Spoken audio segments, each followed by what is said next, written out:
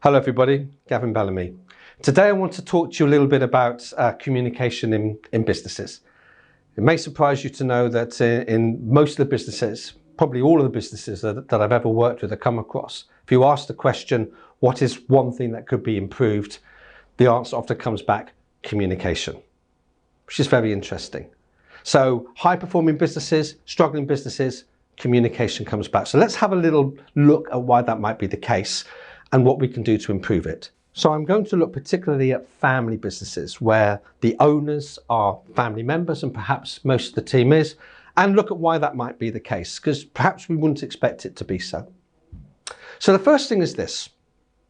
Quite often owners will say to me, look, I've given a message, or we've set a target, or we've communicated something, and it just doesn't seem to get done. And I'm not quite sure why that is. A lot of frustration. Been working with a business recently where the owner had given some instructions to their manager and the instructions just simply weren't carried out.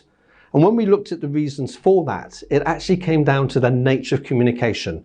And by that I mean how we like to communicate and how we like to be communicated to. So let's look at the family. In the family, people feel that they know each other very well. After all, they spend a lot of their time with each other, not just at home, but in business. And that's where the first misconception may arise. So a good family business, like any business, is very well structured, where people have clear roles and clear responsibilities and know what they do. Quite often in a family firm, I will find that people will cover for each other, they will support each other, and that looks like that's effective, but actually what's happening underneath is that people are confused about their roles and what they should be doing, and it leads to inefficiency.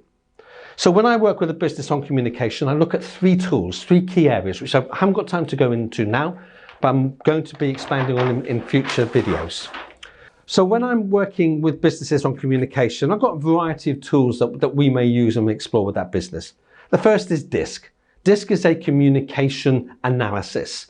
D stands for dominant, I for influencer, S for stable, and C for compliance. There are four key areas of how people like to communicate. And they'll show up in other areas too. The key learning from DISC is how we like to be communicated to may not be how somebody else communicates to us. So if we can understand each other's profiles, we're fine.